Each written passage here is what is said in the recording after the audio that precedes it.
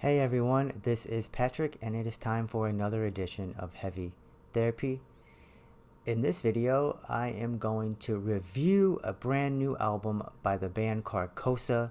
The album is called Esoterrorcult, and it is out on February 23rd, 2024, put out by Redefining Darkness.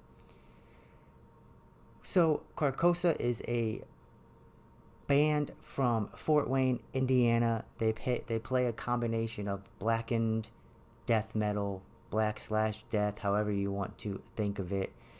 They have one release prior to this album. It is a EP called Harvest of the Adept, and so Harvest of the Adept was 5 songs, almost 24 minutes of music. A cool release. I always like when I can find some black and death metal bands that I am drawn to. I did have some qualms with the EP, and I was hoping to hear if they improved on those issues that I had personally, subjective issues that I had with the album on this LP. And I will get to that conclusion as we go through the review.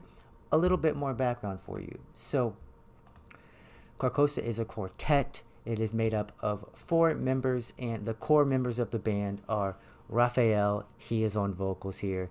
There is a guitar duo. Alden and Brenton are on guitars. You have Ian Lemberg on drums. And on this album, the bass was performed by Kurt Lee. Mixing and mastering is by Anthony Longano. The drum tracking is also by Anthony Longano. Cool cover art here by Nestor Avalos Zarate. And let's talk about the music. So, again, the genre is blackened death metal. Immediately right away, the bands that I think of that jump out at me are Behemoth and Belphegor. And hearing those 2 bands, you will know what this band sounds like.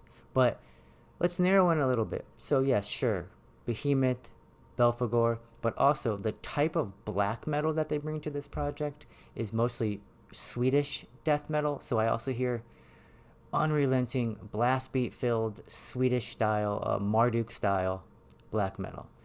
The death metal parts, again, you kind of think of Behemoth at its most death metal stage of its career. You really think of Belphegor. Sulfur Eon maybe as well. And also that band that came out with their second album last year called Ice, Imperial Crystalline Entombment band. So that's the core sound here. That's the genre. I want to try to throw to a clip here. So this is a clip from track 1, which is called Encarcerated Spirits. Have a look, have a listen, of what this band sounds like.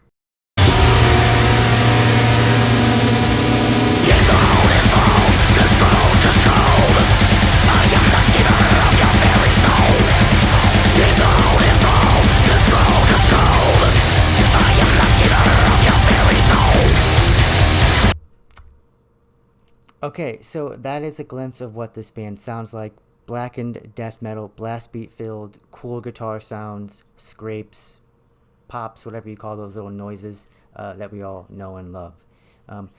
Gonna try this one more time. Here is a clip of the vocal range, the vocal dynamics that you're gonna hear on this album. I want to feature a sort of gang vocal section of track 1. So here's that right now.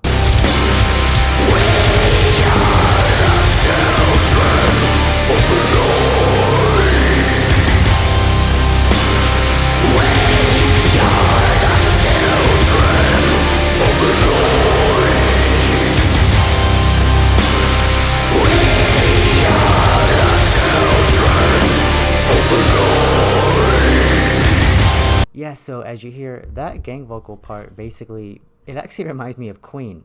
So let's get to the musicianship, shall we? So, yeah, the musicianship is really, really high caliber level here.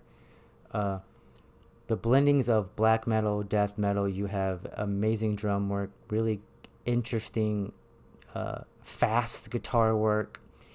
The songs are always changing. So musicianship, I'm going to give this a 9 out of 10. This surprised me at how good it was. Again, moving parts, sections after section, and it all really flows quite well. So just a very energetic, highly skilled performance here by all of the musicians. Production wise, this is a very clean sounding album, which is why I would even recommend this album to sort of fans of deathcore, even though the album is not deathcore. The production style is modern. I don't know how compressed the album is going to sound, especially on different formats. I didn't have any issues with fatigue or anything like that. Production is clean. There's a lot of, not a lot. There's some bells and whistles going on. You hear some synth parts, stuff like that. So there's definitely multiple tracks here that you can hear on different songs that add to the atmosphere. Creativity, yeah. So I think some people will listen to Karkosa and hear a lot of what they're used to in blackened death metal, and therefore some people will, just have heard so many bands like this over the years that they might not really gravitate towards this album. But I am going to give Creativity an 8 out of 10 still, particularly in the song compositions and also in the vocal approach, which I will say more about that in very briefly. But so Creativity, an 8 out of 10. Overall, I understand what they're going for. They deliver it and perform it quite well. Let's go to vocals and lyrics. Yeah, the vocals here are, again, done by Raphael, and there's an amazing range from highs to lows. That's going to really think of Belphegor whenever you hear that. Great mixture of blackened vocals and death metal vocals.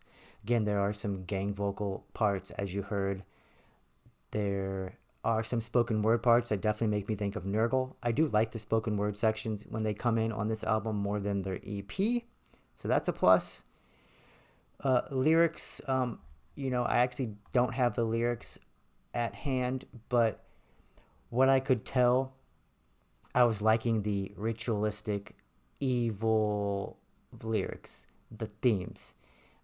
This is their entire goal is to just drag you down to hell, to really make you feel like there is something ominous happening to you, something dark.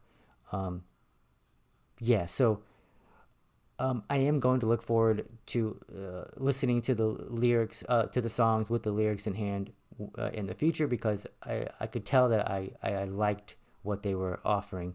Vocals, lyrics, overall, yeah, again, an 8.5 or so out of 10. So let's go to songs. So I'm going to pick out some songs that are my favorite songs so far at this point. On my first listen, my standout track was track 4, Domini Sanctum. It is immediately followed by a 3-minute instrumental called Axis Mundi, which is Latin for axis of rotation of the celestial spheres, sometimes used to refer to the center of something or where heaven and the earth meet. That's a good little instrumental point that definitely, sort of connects side A to side B. On subsequent listens, my favorite track was track 3, which is called The Tomb of Hiram of Beef, which is this tale of Freemasonry and stabbing in the back and so forth. Last track, track 10, Angelus Ejectiones, is a great album closer. Jingly, reverberating guitar passages, blast beats, icy dark tremolo picking. Track 10 is a strong album closer.